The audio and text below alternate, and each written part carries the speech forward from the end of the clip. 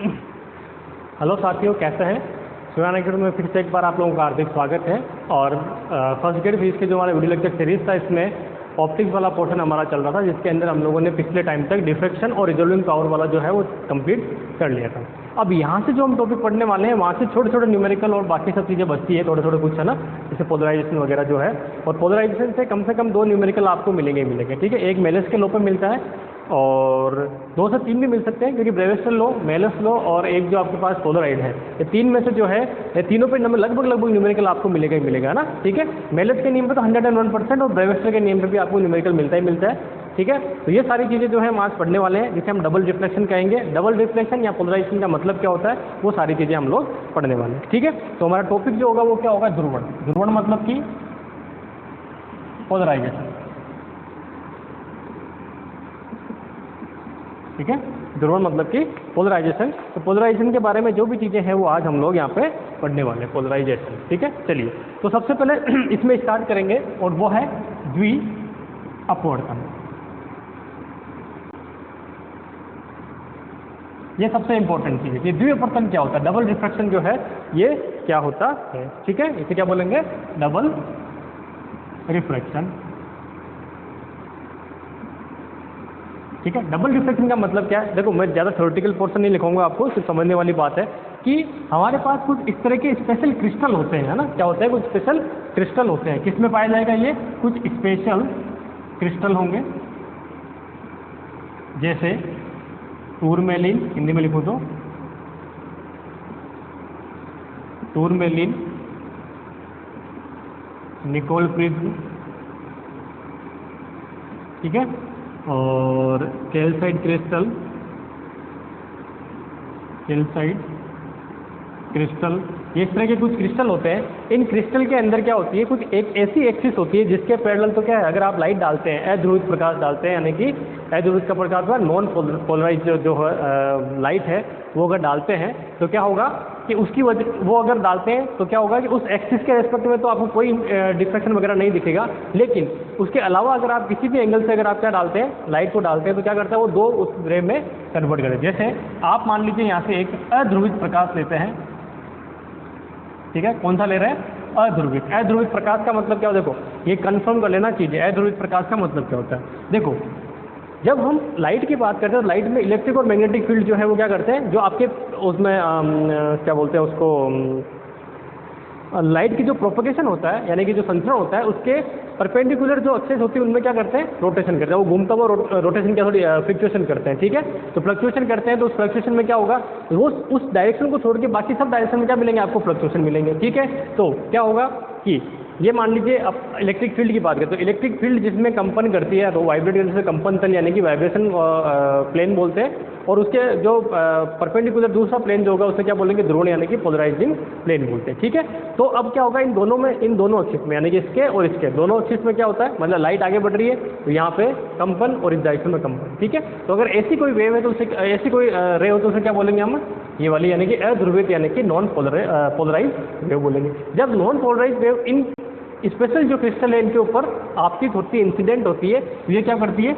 2 रे में कन्वर्ट हो जाती है। किसमें हो जाती है, 2 रे में कन्वर्ट हो जाती है। एक रे जो होती है वो इस तरह से होती है और एक रे जो है वो इस तरह से।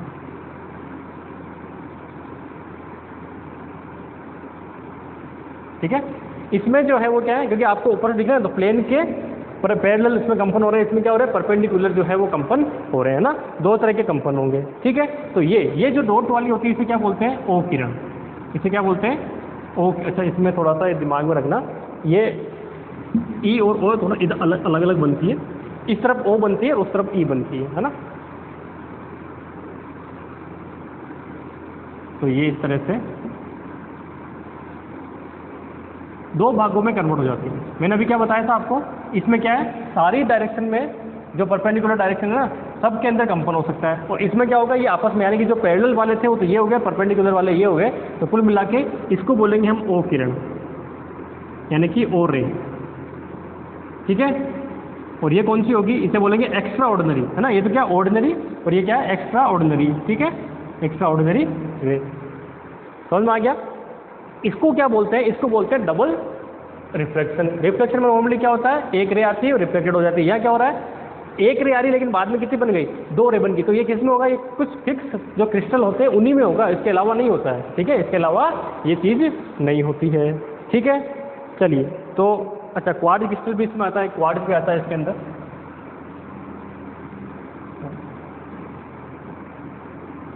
ठीक है, क्वार्ट्ज क्रिस्टल भी इसी का भाग है। तो ये सारे के सारे जो क्रिस्टल होते हैं इसके अंदर ये क्या माना जाता है, डबल रिफ्लेक्शन माना जाता है। ठीक है, तो अब इसका मतलब करना क्या है हमें, ये तो डबल रिफ्लेक्शन हो गया। तो अब हमें ये करना है कि हमारे पास अध्रुवित यानी कि नॉन पोलराइज क्या है, लाइट है। इन सब की सहायता से हम क्या कर सकते हैं, इनकी हेल्प से हम लोग इसमें किसमें कन्वर्ट कर सकते हैं, इसमें जो अपने पास पोलराइज लाइट होगी उसमें कन्वर्ट कर सकते हैं। तो लाइट का क्या कर दिया, पोलराइजेशन कर दिया। पोलराइजेशन करने का मतलब है उसमें से या तो एक ई भाग को हटा दो या फिर ओ को हटा दो। तो इसका मतलब क्या हुआ कि जब इनमें से किसी एक को हटा दोगे तो स्पेसिफिक जो आपके वाइब्रेशन होंगे वो वाइब्रेशन किस डायरेक्शन में हो जाएंगे वेव के, वो एक सिंगल डायरेक्शन में हो जाएंगे। और जब सिंगल डायरेक्शन में वाइब्रेशन हो जाते हैं तो उसे कौन सी लाइट बोलते हैं, उसे बोलते हैं इसको प्रोसेस को क्या बोलते हैं, पोलराइजेशन। और इस लाइट को क्या बोलते हैं, ध्रुवित प्रकाश यानी कि पोलराइज लाइट।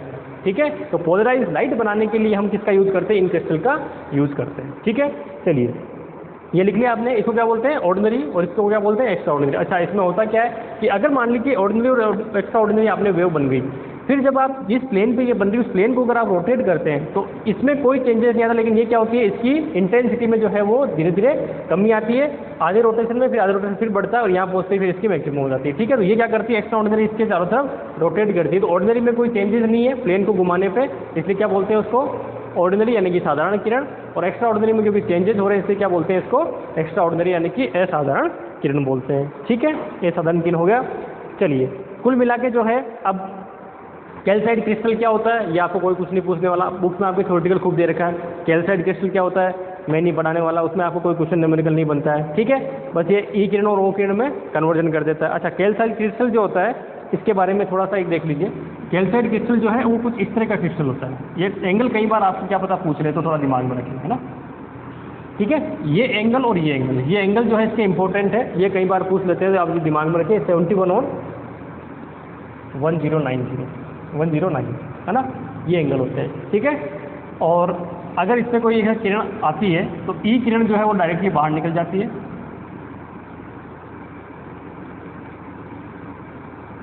ठीक है, यहाँ से क्या होता है, ई किरण तो सीधी सीधी बाहर निकल जाती है, तो उसकी डायरेक्शन क्या होगी, ये इस तरह से बना दीजिए।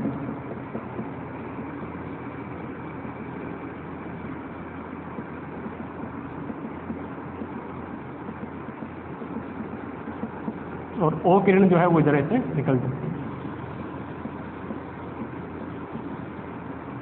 ये कौन सा है, ये कैल्साइट क्रिस्टल। क्या है, कैल्साइट क्रिस्टल है। ठीक है, इंग्लिश में लिखेंगे तो ये हो जाएगा कैल्साइट क्रिस्टल। ठीक है, बस इसके अलावा कोई ध्यान रखने की आपको ज़्यादा ज़रूरत नहीं होती है। ठीक है, चलिए तो एक तो ये केस हो गया अपना।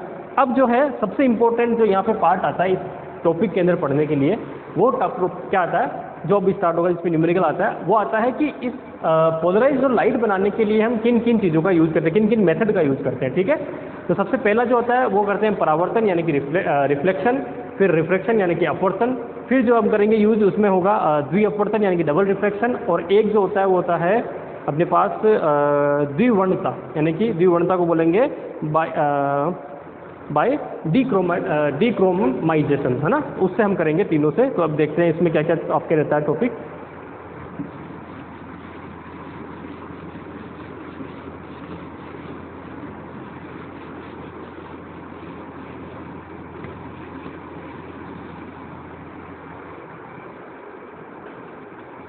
तो अगला टॉपिक है प्रोडक्शन ऑफ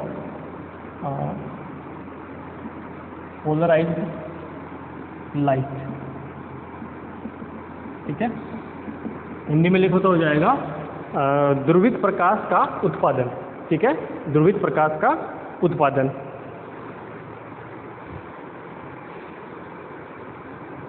चलिए तो स्टार्ट करते हैं। 4 तरीके से कर सकते हैं। इसका फर्स्ट प्रोसेस है वो इम्पोर्टेंट है, और वो क्या है, वो है आपके पास परावर्तन द्वारा। ठीक है, बाय रिफ्रैक्शन। पहला कौन सा है, बाय रिफ्लेक्शन। कि रिफ्लेक्शन का यूज़ करके हम कैसे पोलराइज लाइट जो है वो बना सकते हैं। ठीक है, चलिए, तो सबसे इम्पोर्टेंट वही कि आपके पास क्या है, डायग्राम बड़ा इंपॉर्टेंट है। ये इस तरह से दो मीडियम है, ठीक है, ये क्या हो गया, इधर से जो है आपके पास ये लाइट अध्रुवित प्रकाश जो है वो आता है।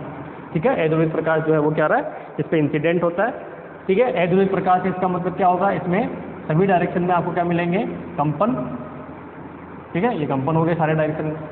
ठीक है, अब यहाँ से क्या होगा आगे, अब डायरेक्शन में कंपन हो, यहाँ जो है ये एक ऐसा एंगल होता है ना, ये ओ जो है वो एक ऐसा एंगल होगा, यानी इंसिडेंट एंगल, इसे आईपी बोल रहा हूँ पोलराइजेशन के लिए ना, कि उस एंगल पे क्या होगा, ये जो रे आपके पास अध्रुवित प्रकाश जो आ रहा है, यानी कि नॉन पोलराइज लाइट आ रही है, ये क्या करेगी, इसमें से एक जो रे है जो यहाँ से क्या होगी, परावर्तित होगी, यानी कि रिफ्लेक्ट होगी, वो रिफ्लेक्ट वाली क्या होगी, वो कंप्लीटली पोलराइज होगी। वो क्या होगी, कंप्लीटली पोलराइज होगी।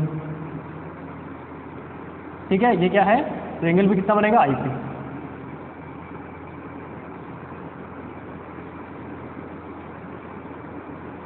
Completely polarise. ठीक है, और यहाँ जो ये होगी, ये वाली, इसमें क्या होगा, आंशिक पोलराइज, यानी कि पार्शली क्या होगी, ये पोलराइज होगी। ठीक है, ये क्या है, पार्शली पोलराइज। ठीक है, यानी कि ये क्या है, पार्शली लिखोगे तो ये तो है आंशिक, और ये है पूर्णतया। पूर्णतया ध्रुवित और आंशिक ध्रुवित दो रेस में बनेगी। ठीक है, और ये मीडियम जो है कुछ इस तरह से आप लोगे,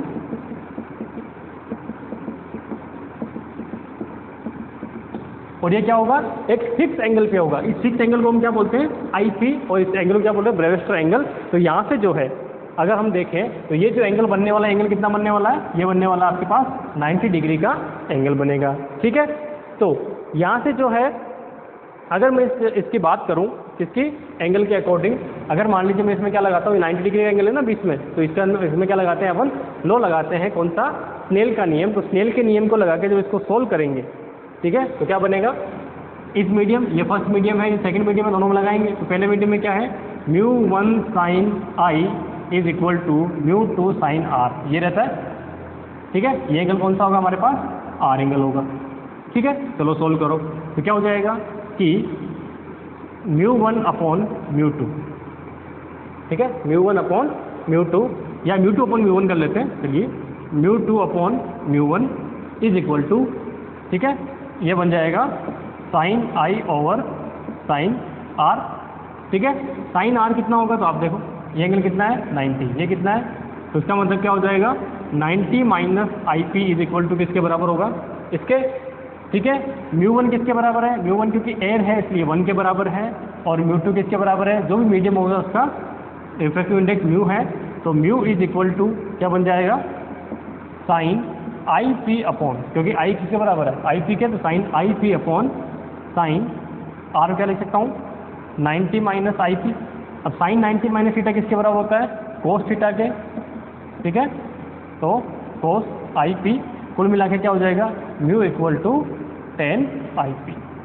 ठीक है, μ इक्वल टू 10 IP, और इसे क्या बोलते हैं, इसे बोलते हैं, हिंदी में बोलेंगे तो बोलेंगे ब्रूस्टर का नियम, और इंग्लिश में बोलेंगे तो ब्रेविस्टर लॉ।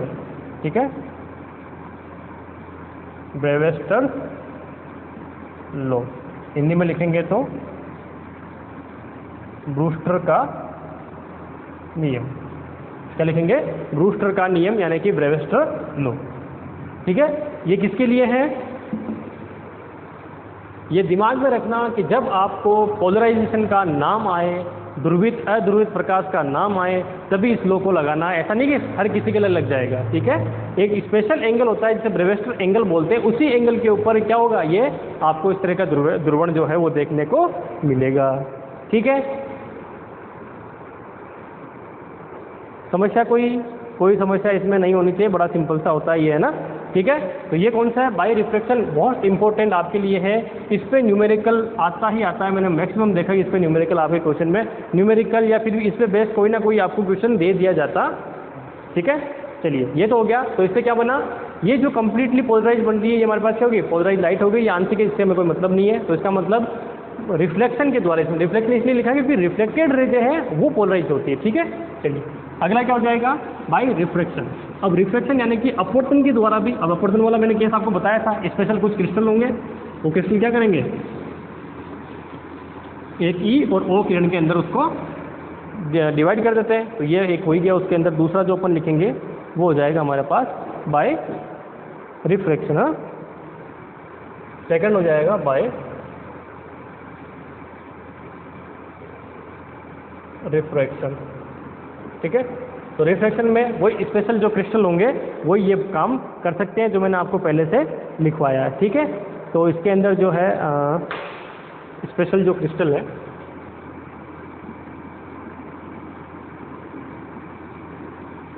वो पहले वाले जो मैंने लिखे ना वही क्रिस्टल। तो स्पेशल कुछ क्रिस्टल होंगे, तो हम क्या करते हैं उन प्लेटों की या क्रिस्टल की क्या बनाते हैं, एक ऐसे सीरीज बना लेते हैं। थोड़ा सा इसको अच्छे से बना देते हैं लाइन में।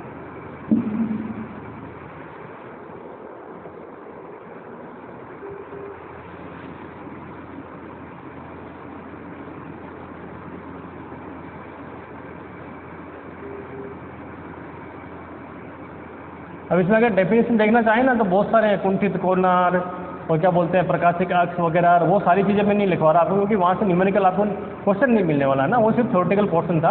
उस वाले में इतने में जाने की मुझे ज़रूरत नहीं है वैसे नॉर्मली। ठीक है, तो क्या होता है कि इस तरह की जो चीज़ें इसमें क्या है कि बहुत सारी चीज़ें, बहुत सारी जो आपके पास जो क्रिस्टल होते हैं उनको एक पैरेलल अपन प्लेटों के रूप में रख लेते हैं। ये जो एक्सिस होती है, इस एक्सिस के थ्रू क्या करते हैं, जो आपके पास नॉन पोलराइज लाइट होती है वो इसके ऊपर इस तरह से नॉन पोलराइज लाइट जो है उसको इंसिडेंट करते हैं। तो क्या होगा, जो इससे बाहर निकलेगी तो एक रे क्या होगा, रिफ्लेक्शन होगा, तो वो यहाँ से निकल गया ऐसे। फिर आगे इसका परावर्तन, एक रे यहाँ से, फिर इसका परावर्तन, एक रे यहाँ से, ये क्या होगा, ये परावर्तन, ये अपवर्तन, ये परावर्तन, ये अपवर्तन, इस तरह से क्या होगा आपको ये मिलती रहेगी। और ये किरण, ठीक है, तो इससे क्या होगा, ये जो निकलेगी ये कौन सी होगी, ये आपके पास ये किरण हो जाएगी बाहर निकलने वाली। ठीक है भाई, कुछ अगर पार्ट छूट गया तो आगे वाली से हो जाएगा, कुछ और पार्ट छूटा तो आगे वाली से, ऐसे करते करते। और ये कौन सी हो जाएगी आपके पास, ये जो लंबवत वाला है ना वो आपको यहाँ मिल जाएंगे। ठीक है, तो ये कंप्लीटली आपको मिलेगा, क्या मिलेगा, यहाँ से निकलने वाला जो कंप्लीटली लाइट होगी वो लाइट कौन सी होगी, वो होगी पूर्णतः यानी कि कंप्लीटली पोलराइज्ड जो लाइट है, पूर्णतः ध्रुवित प्रकाश है, वो आपको क्या मिल जाएगा, इस प्लेटों के बाहर मिल जाएगा। ठीक है, तो ये कौन सा है, अपवर्तित, ये कौन सा होगा, अपवर्तित,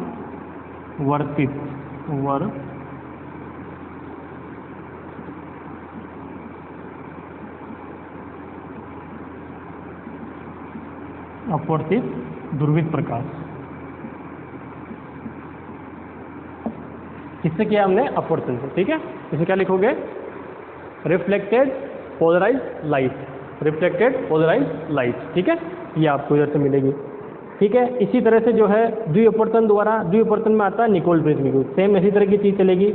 ठीक है,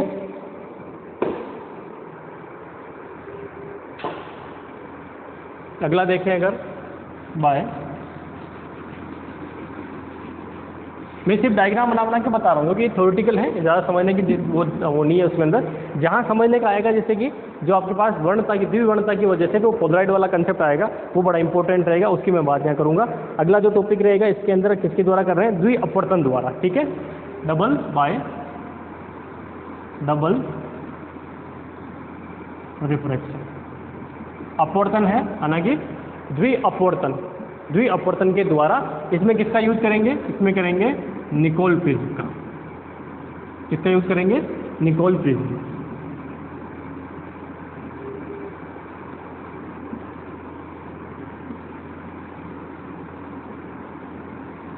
निकोल प्रिज्म। ठीक है, तो निकोल प्रिज्म जो होता है उसका यूज करेंगे। अब निकोल प्रिज्म में कैसा क्या होता है वो बात की बात है, सिर्फ उसमें क्या करते हैं, कुछ इस तरह की एक प्रिज्म का टाइप इस तरह का होता है वो। ठीक है, और यहाँ पे जो है इसके अंदर काट कर एक लेयर बनाई जाती है। ठीक है, इसमें क्या बनाई जाती है, लेयर बनाई जाती है, ठीक है। तो इसके अंदर जो है आप लोग एक वो पारदर्शी सीमेंट भरते हैं, जिसे क्या बोलते हैं, कनाडा बाल्सम।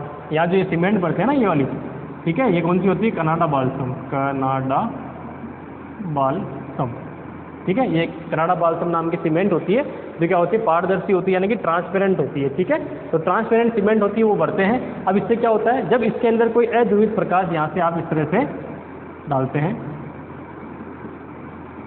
ठीक है, तो उसमें से क्या होगा, इस अध्रुवित प्रकाश के अंदर एक तो क्या होगा, इसमें क्या लिखा है, बाय डबल रिफ्रैक्शन। तो रिफ्रैक्शन होगा, और रिफ्रैक्शन किस तरह से होगा, पहला जो रिफ्रैक्शन होगा वो कहाँ होगा, इस पॉइंट के ऊपर।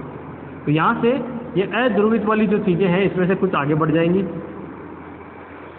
ठीक है, और ये जो है ये आपको यहाँ मिलेगी, यहाँ से वापस ये बाहर निकल जाएगी, ठीक है।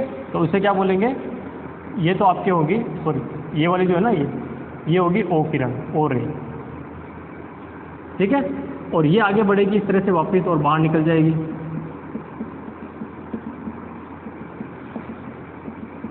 ये कौन सी होगी आपके पास, ई, ठीक है, ये कौन सी हो जाएगी, ई रे। तो आपको इस तरह से ओ रे और ई रे जो है दोनों मिल जाती है, ठीक है।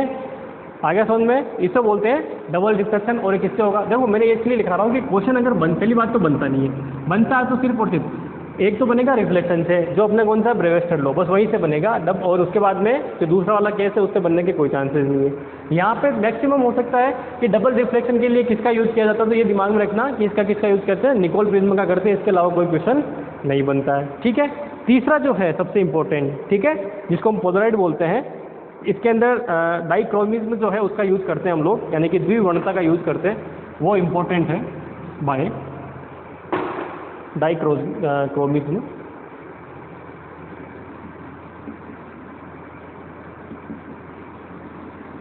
ठीक है, द्विवर्णता,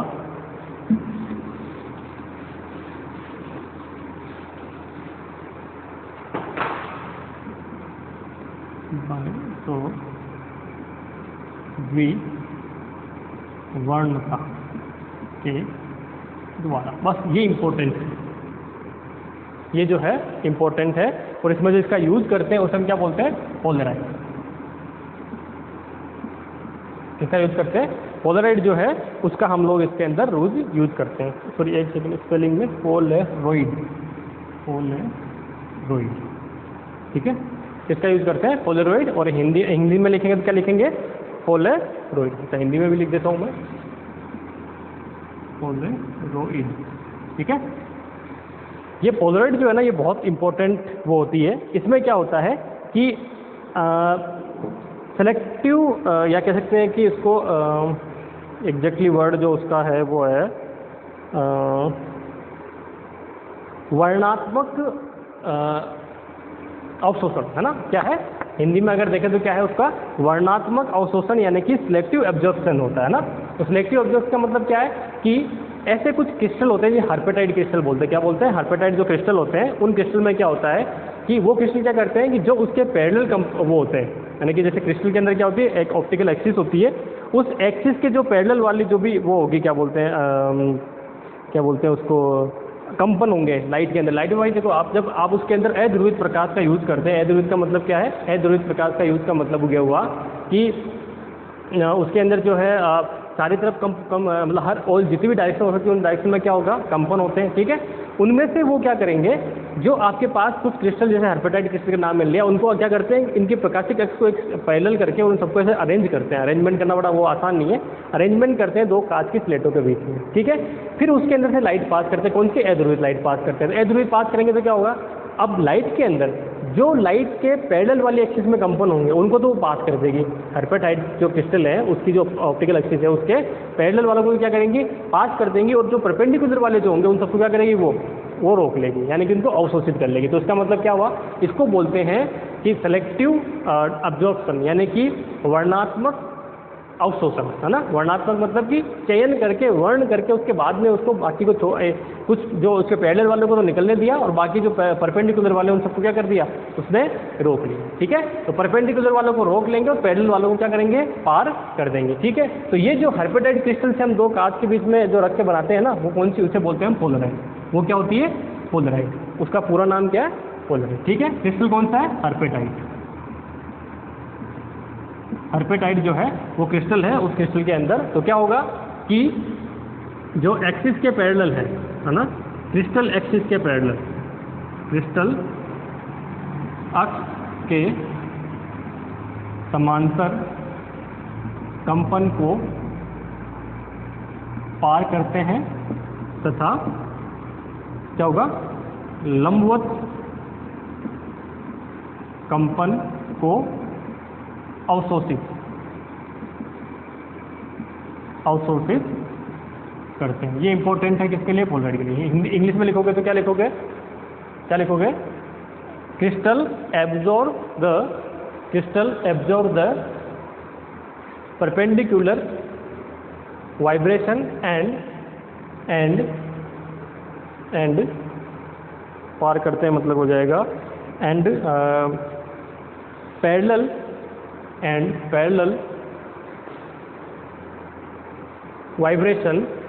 वाइब्रेशन डज नॉट इफेक्ट।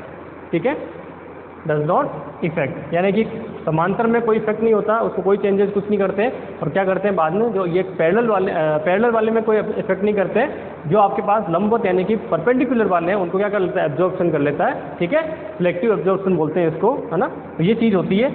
अब इसके अंदर क्या होगा? तो इसको बोलते क्या है? इसको बोलते हैं पोलराइड। क्या करना है? दो कांच, पोलराइड का मतलब क्या है? दो कांच की स्लेब होंगी, उनके उसमें आपने हर्पेटाइट क्रिस्टल को जमा दिया है। किस तरह से कि उनकी एक्सिस जो है वो पैरेलल रहती है। अब उसके अंदर कोई लाइट अगर आती है तो उसमें से क्या होगा? उस लाइट में से जो अब कैसे होगी तो आप देखो, ये मैं बता देता हूँ। चलिए, डायग्राम जो होगा इसका बड़ा सिंपल सा डायग्राम है, कोई बहुत बड़ा इसमें वो नहीं है इश्यू।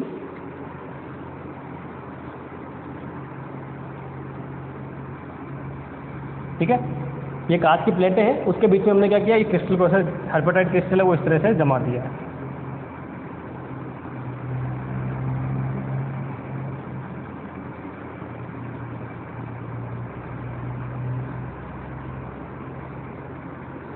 ठीक है, अब क्या करते हैं? यहाँ से जो एक लाइट है वो इसके अंदर आती है। ये लाइट कौन सी है? अध्रुवित प्रकाश है। कौन सा है?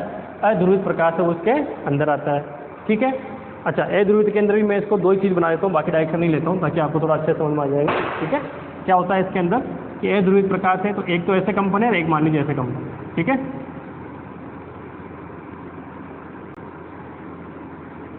तो क्या होगा? पैरेलल वाले पे क्या करेंगे? पास हो जाएंगे और परपेंडिकुलर वाले रुक जाएंगे। ठीक है, तो पैरेलल कौन सा होगा? ये वाला जो डॉट है वो पैरेलल है इसके, इसीलिए से डॉट से मैंने इसको शो किया। अब धीरे धीरे क्या होगा? जब आगे बढ़ेंगे इसमें तो आपको डॉट क्या मिलेगा? ठीक है, और ये क्या होगा? थोड़ा छोटा हो जाएगा। फिर ये डॉट मिला, ये और छोटा हो गया। फिर ये डॉट मिलेगा तो ये और छोटा हो गया। फिर ये डॉट मिलेगा, ये इतना छोटा हो गया। ये आगे बढ़ते बढ़ते तो फाइनली जब आप बाहर निकलोगे तो सिर्फ और सिर्फ आपको ये पैरेलल वाले जो हैं यही कंपन मिलने वाले हैं।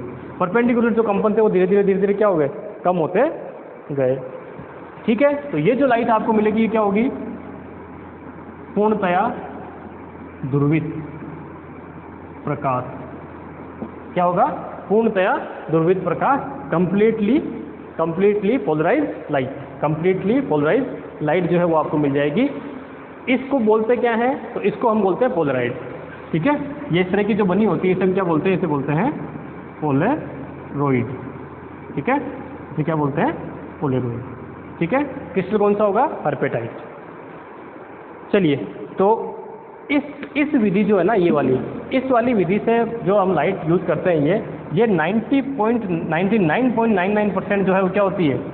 ध्रुवित प्रकाश होती है। मतलब लगभग क्या होती है? ध्रुवित प्रकाश होती है। तो सबसे ज़्यादा जो है यूज़ किया जाता है वो किसका किया जाता है? ध्रुवित प्रकाश उत्पन्न करने के लिए इसी जो विधि है उसका यूज़ किया जाता है, पोलराइड का। और इस पर जो है मेलस का नियम वो बहुत इंपॉर्टेंट हो जाता है। ठीक है, तो वो हम लोग यहाँ पे पढ़ने वाले हैं। ठीक है, चलो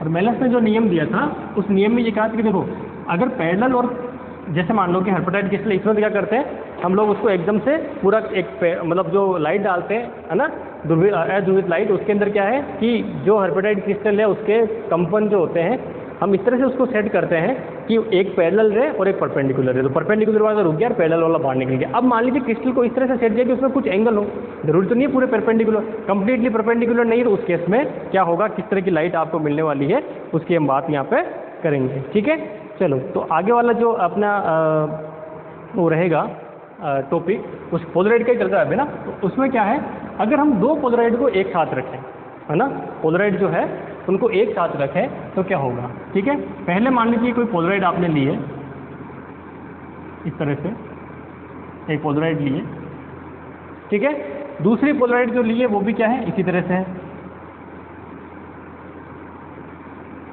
तो इसका मतलब क्या हुआ, इसका मतलब ये हुआ दोनों एक दूसरे क्या है, पैरेलल हैं। तो इस पहले वाले को क्या बोलते हैं, इसको बोलते हैं ध्रुवक। क्या बोलते हैं, ध्रुवक। दूसरे को बोलते हैं विश्लेषक। पहले को क्या बोलते हैं, ध्रुवक, और दूसरे को क्या बोलते हैं, विश्लेषक, यानी कि पोलराइजर और एनालाइजर। ये क्या है, पोलराइजर और इसे बोलते हैं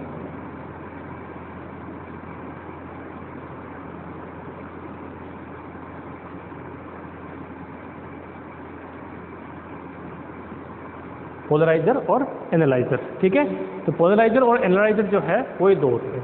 इस पे जो पहले आता है, क्योंकि इसमें लाइट मिलेगी अध्रुवित, उससे क्या होगा, ध्रुवित प्रकाश आगे जाएगा। अगर ये भी इसके पैरेलल है, मान लीजिए इसमें इस तरह से आपके पास ये इस तरह से है, ठीक है, तो ये तो क्या है, पैरेलल वाली, ये क्या है, परपेंडिकुलर वाली। इस तरह से मैंने आगे क्या रखा है, ध्रुवक रखा है। ठीक है, तो क्या होगा, ये परपेंडिकुलर वाली जो है ना, मान लीजिए ये ना, तो ये क्या है, ये जो लाइन है ये अपने पास क्रिस्टल की पैरेलल एक्सिस है। ठीक है, तो पैरेलल वाली क्या होंगी, पास हो जाएंगी, परपेंडिकुलर वाली इसमें से निकल जाएगी। तो आगे आपको कौन सी मिलेगी, आगे आपको ये वाली आगे मिलेगी। ये वाली आगे जब इस विश्लेषक पर जाएगी, तो विश्लेषक के भी क्या है, ऐसे पैरेलल में है, तो ये क्या होगी, उससे बाहर निकल जाएगी। अगर मान लीजिए आगे वाला इस तरह से क्रॉस में होता है ना, ये व्यवस्था देखिए अब आगे। ठीक है, इसे क्या बोलते हैं, इसे बोलते हैं समांतर व्यवस्था। तो समांतर है तो क्या होगा, वो आपके पास बाहर लाइट जो निकलेगी वो निकल जाएगी। ठीक है, दूसरी में क्या हो रहा है कि आपने इस तरह से इन दोनों को यूज़ किया है, तो एक तो ऐसा ही है आपका ध्रुवक तो, और विश्लेषक जो है उसको आपने इसके साथ 90 डिग्री एंगल पर रखा हुआ है। ठीक है, अब 90 डिग्री एंगल पर रखा है, इसका मतलब क्या होगा, ये जो पार्ट होगा इसमें से कोई भी लाइट पार नहीं हो पाएगी। क्यों नहीं हो पाएगी, इसे बोलते हैं क्रॉसित व्यवस्था, यानी कि ये तो कौन सी होगी, पैरेलल अरेंजमेंट, और ये कौन सा हो गया, क्रॉस्ड अरेंजमेंट। अब इस क्रॉस अरेंजमेंट में क्या होगा, तो आप देखिए इसको समझना फिर से। ये आपके पास अध्रुवित प्रकाश, ठीक है, ये क्या आपके पास अध्रुवित प्रकाश, ठीक है, ये आपके पास क्या है, ध्रुवक यानी कि पोलराइजर, ना सॉरी हाँ पोलराइजर। तो पोलराइजर में अब उंगलियां जिस डायरेक्शन में जा रही है वो या फिर क्या पैरेलल एक्सिस है, तो इसके पैरेलल वाले को क्या है, यानी कि ये इसको तो क्या करेगा, पार करेगा, इसको क्या करेगा, क्योंकि इसके परपेंडिकुलर रोक लेगा, तो आगे जो इससे पार निकलेगी वो कौन सी निकलेगी, सिर्फ ये वाली निकलेगी। अब इसके सामने आपने ये जो एनालाइजर लगाया है वो क्रॉस में लगा दिया, तो अब क्या हो गया, इसकी एक्सिस की ये क्या हो गई, परपेंडिकुलर, तो इसको बाहर निकलने देगा क्या, नहीं। तो इसका मतलब इसमें से जो फाइनल लाइट निकलेगी वो कितनी निकलेगी, वो निकलेगी 0, कोई लाइट इसमें से नहीं निकलने वाली। ठीक है, तो यहाँ से जो है फिर अब ये तो दो कंडीशन हो गई कि ये क्रॉसित में है, ये पैरेलल में है। अगर मान लीजिए इसके बीच की व्यवस्था कुछ ऐसी हो, ये ऐसे है और ये किसी एंगल पे है थोड़ा सा, ठीक है, अब इस वाले केस में क्या होगा, तो कंप्लीटली क्रॉस भी नहीं है और कंप्लीटली पैरेलल भी नहीं है। तो ऐसे केस के लिए जो नियम दिया गया वो कौन सा दिया गया, वो दिया गया मेलस का। ठीक है, इसमें से जो लाइट मिलेगी वो क्या मिलेगी, इसमें से जो लाइट निकलेगी वो कौन सी निकलेगी, ध्रुवित प्रकाश। ठीक है, इसमें से जो लाइट निकलेगी ध्रुवक प्लस विश्लेषक के बाद में कौन सी निकलेगी, ध्रुवित प्रकाश। इसे विश्लेषक क्यों बोलते हैं, ध्रुवित प्रकाश जो है पोलराइज लाइट है, उस पोलराइज लाइट को बनाने के लिए किसका यूज करते हैं, इस एक पोलराइज का, और दूसरी वाली किस में यूज आती है कि ये कंप्लीटली पोलराइज है कि नहीं है। अगर कंप्लीटली पोलराइज होगी तो इस वाले केस में क्या मिलेगी आपको, 0। तो कंप्लीटली पोलराइज के लिए कौन सा केस ज़्यादा इंपॉर्टेंट है पता करने के लिए, क्रॉसित वाला। अगर इसमें से आपको पास अगर ध्रुवित लाइट है बन गई है, तो इसका मतलब क्या होगा, ध्रुवित प्रकाश अगर इस ध्रुवक से पास होके, इस पोलराइज से पास होके और इस एनालाइजर पे पहुंचता है, ठीक है, और ये क्रॉस व्यवस्था में है, तो आगे जो निकलने वाली लाइट है फाइनल वो कितनी मिलेगी, 0। तो इसका मतलब क्या होगा, यहाँ लाइट की इंटेंसिटी कितनी आएगी, 0 इंटेंसिटी आपको मिलनी चाहिए। ठीक है, किसके लिए, ध्रुवित प्रकाश के लिए। और अगर वो ध्रुवित प्रकाश यानी कि आपने बनाने की कोशिश की ध्रुवित, वो ध्रुवित नहीं बना, उसमें कुछ पार्ट क्या रहेगा, आंशिक ध्रुविक है, ध्रुवत है, तो ये क्या होगा, आपको यहाँ पे इंटेंसिटी 0 नहीं मिलेगी, कुछ ना कुछ वैल्यू आपको इसमें मिलने वाली है। ठीक है, तो जो हम ये व्यवस्था होती है क्रोसिव व्यवस्था, ये इस बात का संकेत है, इस बात का सिंबल है कि हमारे पास बना हुआ प्रकाश यानी कि लाइट जो है वो पोलराइज यानी कि ध्रुवित है या नहीं है। तो इम्पोर्टेंट, अगर आपके पास ऐसा थ्योरेटिकल क्वेश्चन आता है कि ध्रुवित प्रकाश का पता करने के लिए ध्रुवित प्रकाश का पता करने के लिए कौन सी व्यवस्था या पोलराइड, ये क्या बोलते हैं इसको, ध्रुवक और विश्लेषक की कौन सी व्यवस्था जो है वो क्या बोलते हैं उसको कि जरूरी होती है। ठीक है, तो पहला है समांतर व्यवस्था, क्रोसिव व्यवस्था, दोनों। ठीक है, तो क्रोसिव व्यवस्था इसमें आंसर होगा, नहीं कि दोनों। ठीक है, ये सिर्फ किसके लिए है, ये बन गया उसके लिए। ठीक है, ये क्रोसिव डिसाइड करती है कि ध्रुवत है या नहीं।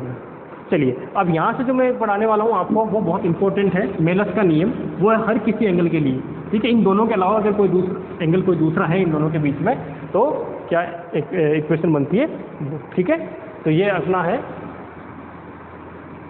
मेलस। तो मेलस लॉ क्या कहता है, मेलस लॉ ये कहता है कि अगर आप ध्रुवक और इसके से इंटेंसिटी निकालते हैं, ध्रुवक के बाद किसमें, विश्लेषक में से, उन दोनों के बीच एंगल कितना है उस पर डिपेंड करती है इंटेंसिटी, और वो क्या होती है, वो उन दोनों के एंगल के स्क्वायर के इक्वल होती है, इसके कोस थीटा के इक्वल होती है। ठीक है, तो इसका मतलब I इक्वल टू क्या हो गया, I nought cos square theta, I equal to I nought cos square theta. ये सबसे इम्पोर्टेंट नियम है, इसमें आप ध्यान रखेंगे। ठीक है, और स्पेशल केस की अगर बात करूं तो थीटा इक्वल टू 0 डिग्री, जिसे हम क्या बोलते हैं, समांतर व्यवस्था। ये थीटा कौन सा है, लिख लेना, थीटा है ध्रुवक व विश्लेषक के मध्य कोण, यानी कि पोलराइजर एंड एंगल बिटवीन, है ना, angle between polariser and analyser. ठीक है, पोलराइजर और एनालाइजर के बीच का एंगल है कौन सा, थीटा जो है। ठीक है, तो समांतर व्यवस्था यानी कि पैरेलल अरेंजमेंट, अगर दोनों पैरेलल हैं, पैरेलल केस में क्या हो जाएगा, I equal to I nought यानी कि मैक्सिमम इंटेंसिटी मिल जाएगी। ठीक है, क्या मिलेगी, I जो होगी वो मैक्सिमम होगी। केस सेकेंड, अगर थीटा इक्वल टू कितना है, 90 डिग्री, यानी कि जिसको बोलते हैं लंबवत व्यवस्था, है ना। ठीक है, परपेंडिकुलर,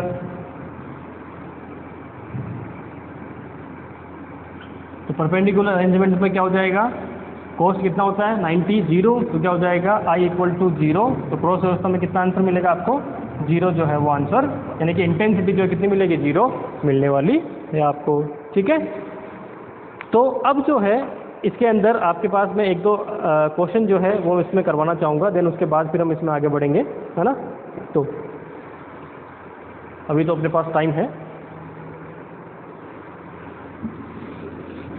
अभी तक जो पढ़ा है ना उस पर एक दो क्वेश्चन करवा देता हूँ।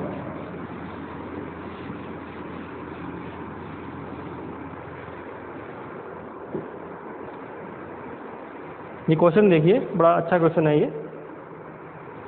ये कह रहा है कि किसी माध्यम के लिए ध्रुवण कोण 60 डिग्री है।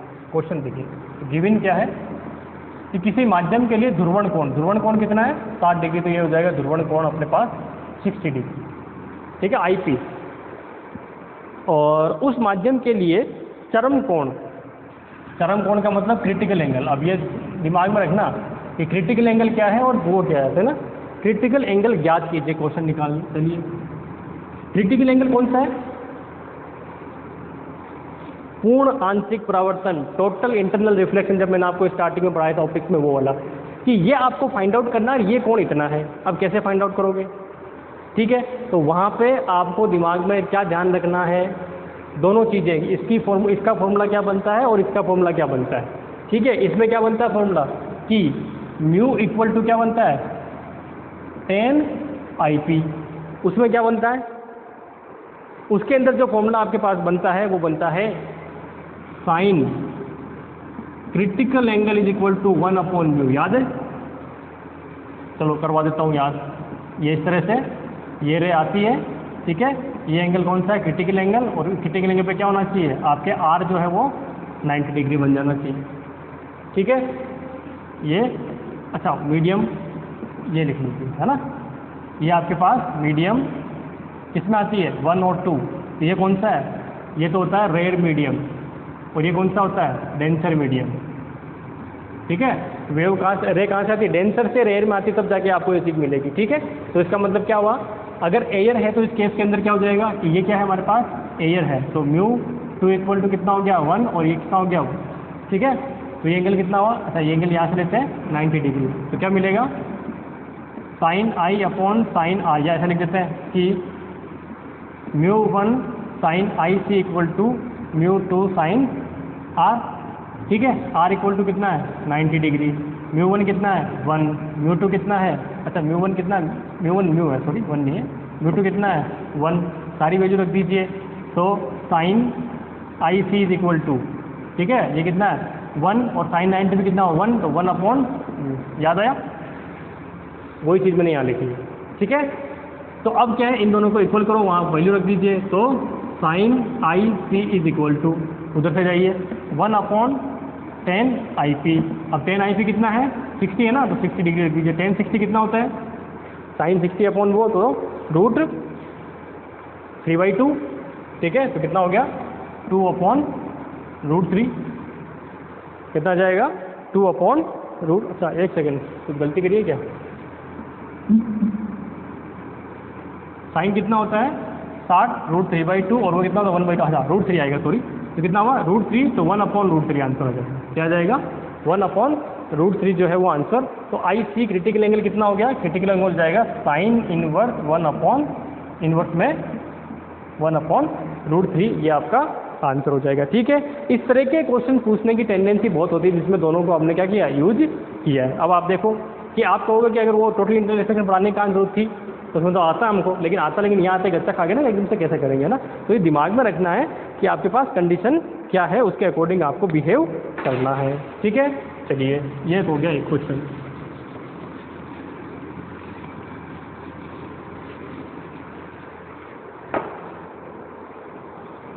ये भी आगे इसी तरह के क्वेश्चन दे रखे हैं, मेले स्लो पे चलते हैं। चलिए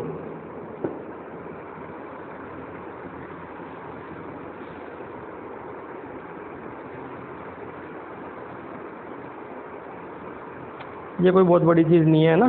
चलिए एक जो है मुझे लगता है जो क्वेश्चन आपको करवाना चाहिए वो मैं अपने हिसाब से बना देता हूँ, क्योंकि इस कंडीशन जो होती है ना इसमें आपके बहुत समस्या होती है ये सब चीज़ें।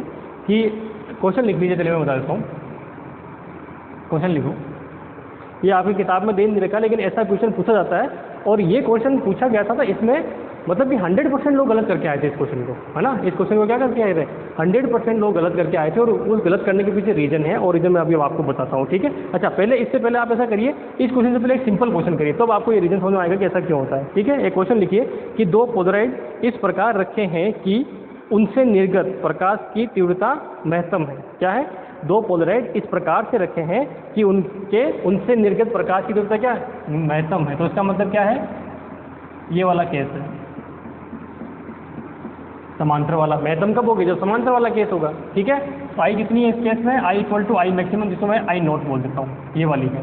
ठीक है, अब उसमें लिखा है यदि एक पोलराइड को दूसरे के सापेक्ष 30 डिग्री व 60 डिग्री से घुमा दिया जाए तो नवीन स्थिति में प्रकाश की तीव्रता अधिकतम तीव्रता का कौन सा भाग होगी। ठीक है, थीटा क्या कर दिया, एक बार तो 30 डिग्री से घुमा दिया और एक बार 60 से घुमा दिया, तो नई तीव्रता है वो क्या होगी उसमें पता करना है ना। तो थीटा 1 और थीटा 2 लिख देता हूँ, उसके अकॉर्डिंग I1 I2 आ जाएगा। ठीक है, तो कंडीशन हमारे पास फॉर्मूला क्या है कि I इक्वल टू होता है आई नॉट कोस स्क्वायर थीटा।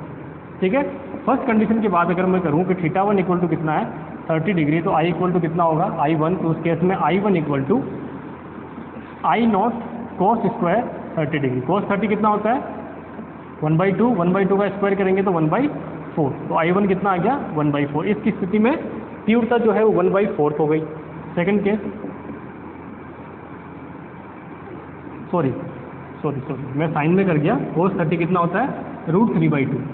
ठीक है, √3/2 मतलब 3/4, कितनी हो जाएगी 3/4 हो जाएगी, है ना। नेक्स्ट कंडीशन में, नेक्स्ट कंडीशन है theta 2 equal to 60 degree, I equal to I2, तो I2 equal to I not ठीक है, कोस स्क्वायर 60 डिग्री। अब कोस 60 डिग्री जो है वो कितना होता है, वो 1/2 होता है, ठीक है। तो जैसे ही 1/2 होगा तो I2 इक्वल टू कितना हो जाएगा, I0/4। ये आपके पास दोनों केस हैं। क्वेश्चन समझा ना आप, सिंपल सा क्वेश्चन है। मैक्सिमम लोगों की टेंडेंसी इस क्वेश्चन को करने की ऐसी होती है और ऐसी होनी चाहिए, कोई समस्या नहीं है। अब इस आगे वाले क्वेश्चन को समझना। इस क्वेश्चन में क्या था, इस क्वेश्चन में ये कहा गया था कि इन दोनों की स्थिति है, उसमें मैक्सिमम इंटेंसिटी जो है वो I0 होती है। अब आप बताइए कितनी इंटेंसिटी, अगर इसको चेंज कर देते हैं किसको, एनालाइजर को, ठीक है। अब अगला क्वेश्चन सुनना जो मैं बताने वाला हूँ, जो आपकी किताब में नहीं है ना, जो आप अगर CBS वगैरह की किताब उठा के देख रहे हैं उसमें आपको नहीं मिलेगा। अब ये क्वेश्चन क्या है इसको समझना।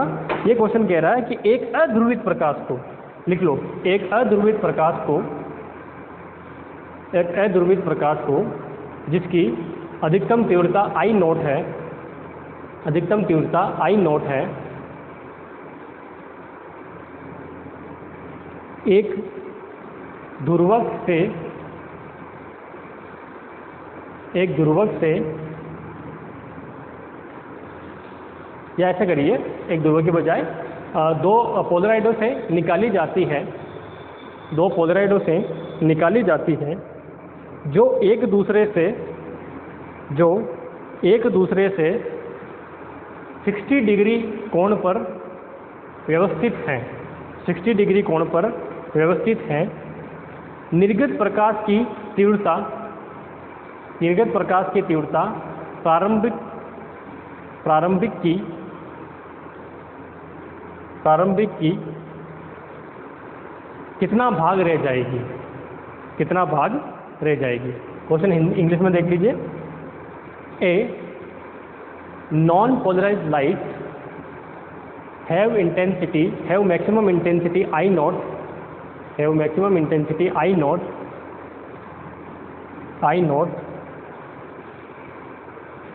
incident on two polarides, incident on two polarides that are arranged at angle 60 degree, that are arranged at angle 60 degree. Then find out the intensity of, find out the intensity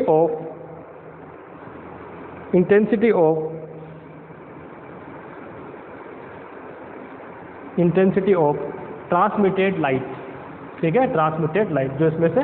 तो question क्या है, अध्रुवित प्रकाश। अब इसको समझ लेना आप लोग। अब इसमें क्या करोगे, अभी वाला कंसेप्ट लगाओगे तो क्या करोगे, I = I0 cos square theta, 60 degree दे रखा है, तो आप क्या करके आ जाओगे, ये गलत है, ये गलत है, ठीक है। अब आप, और मैक्सिमम लोग मैंने देखा इस क्वेश्चन को ये करके आए थे और ये मान के चल रहे थे कि ये क्वेश्चन तो उनके कभी गलत ज़िंदगी में नहीं हो सकता, ठीक है। वो सपने में भी नहीं सोच सकते थे कि क्वेश्चन गलत होगा, लेकिन ये हो गया। क्यों हो गया, रीजन समझिए। आपके पास स्टार्टिंग में कौन सी लाइट थी, अध्रुवित प्रकाश था, इसकी इंटेंसिटी कितनी है, I0। ये एक ध्रुवक पे गई। अब ध्रुवक पे गई तो आपको मैंने क्या बताया कि यहाँ से जो लाइट इस तरह से थी, ये वाली पैरेलल वाली, वो तो आगे बढ़ गई और परपेंडिकुलर वाली क्या हो गई, रुक गई। तो ये तो आगे बढ़ गई, परपेंडिकुलर कौन सी, ये वाली, ये रुक गई। तो इसका मतलब यहाँ जो लाइट पहुँची उसकी इंटेंसिटी कितनी हो गई, I/2। क्या हो गई, I/2 हो गई। अब आगे जो ये लाइट पहुँच रही है, ये एक किस पे पहुँच रही है, विश्लेषक पे, जो कितने डिग्री पे है, 60 डिग्री पे। तो अब आगे पहुँचने वाली लाइट क्या होगी, कोस स्क्वायर थीटा में होगी, ठीक है। कितनी होगी, I0/2, क्योंकि यहाँ से जो इंटेंसिटी इस पर जा रही है, कितनी जा रही है, I0/2 जा रही है। उसने I0 किसकी बोली है, अध्रुवित प्रकाश की, नॉन पोलराइज्ड लाइट की बोली है, उसने पोलराइज्ड लाइट की इंटेंसिटी नहीं बोली है। तो दिमाग में रखना है कि क्वेश्चन क्या कह रहा है उसके अकॉर्डिंग बढ़ना है। और अगर ये क्वेश्चन आता है तो ये लगा लेना, मोस्ट इम्पोर्टेंट गलत होने वाला सवाल, ठीक है, ये लिख देना इसके अंदर, गलत होने वाला सवाल, ये गलत आप करके आओगे, ठीक है। ये दिमाग में रखना आपको। तो यहाँ से अगर मैं देखूँ तो जो मेरी I निकलेगी फाइनल वहाँ से, वो क्या होगी, ठीक है। पहले तो यहाँ देख लीजिए, I' का मतलब क्या है, I/2। क्यों, क्योंकि आधी भाई पैरेलल वालों को निकलने देगा, परपेंडिकुलर वालों को रोक रहेगा, तो आधी इंटेंसिटी तो वही कम होगी ना, ठीक है। आगे बढ़े तो अब जो आपके पास I" जो यहाँ फाइनल मिलने वाली है आपको, यहाँ से इंटेंसिटी कितनी मिलेगी, I", वो कितनी मिलेगी, वो मिलेगी I dash cos square theta, और थीटा कितना है इस क्वेश्चन में 60 डिग्री। तो कुल मिला के क्या हो जाएगा, आई डबल डैश जो होगा वो हो जाएगा I naught by 2 cos square 60 degree, cos 60 degree 1/2 square करेंगे तो 0, 1/4, 4 या 8। तो क्या होगा, ऑप्शन होगा पहले में 1/4, दूसरा ऑप्शन 1/6, तीसरा ऑप्शन 1/8 और चौथा ऑप्शन ठीक है 1/2 या 1/2। तो आप क्या करेंगे, सबसे पहले इस ऑप्शन को टिक लगा के आएंगे और कहेंगे ये 100% हमारे सही है, लेकिन ये सही नहीं है। सही ऑप्शन कौन सा है, 1/8। ये क्वेश्चन आया हुआ है, और ये क्वेश्चन मैं गलत करके आया हूँ एग्जाम में। ये क्वेश्चन मैं गलत करके आया हूँ जल्दबाजी के अंदर, और ये इसीलिए गलत हुआ क्योंकि क्वेश्चन को समझने में गलती कर दी। यहाँ पे अध्रुवित प्रकाश बोला गया है, अगर ध्रुवित प्रकाश इसमें से निकल के आगे बढ़ता तब तो ये इंटेंसिटी किसके लिए दी गई है, ये जब यहाँ से निकलने वाले हैं उसके लिए फॉर्मूला दिया गया है, ये इसके लिए नहीं दिया गया है ध्रुवित प्रकाश के लिए। ठीक है, तो ये चीज़ आप दिमाग में रखेंगे। ठीक है, तो आज के लिए इतना ही काफ़ी है। ठीक है, और आगे जो हम पढ़ेंगे कल से वो द्विअपवर्तन के ऊपर ही पढ़ेंगे, कुछ क्रिस्टल वगैरह, धनात्मक क्रिस्टल, ऋणात्मक क्रिस्टल वगैरह, उसके अंदर कैसे उसमें पथांतर आता वगैरह, वो सारी चीज़ें जो है। और कल जो मेरा वीडियो होगा वो मैं करीब कोशिश करूंगा कि ऑप्टिक्स कंप्लीट, लेकिन होगा नहीं क्योंकि हमारे पास एक उसका लेज़र का भी टॉपिक बच जाता है ना। तो लेज़र के अंदर भी 2 फॉर्मूले फिक्स हैं, वो आने वाले होते हैं, ए और बी के में रिलेशन, बस वो एक फॉर्मूला हमें याद करना है। ठीक है, तो कुल मिला के जो है ज़्यादा से ज़्यादा मुझे ये वीडियो हो गया, उसके बाद 2 वीडियो और लगेंगे और मैं आपकी ऑप्टिक्स कंप्लीट कर दूँगा। ठीक है, चलिए आज के लिए इतना ही काफ़ी है। Thank you very much.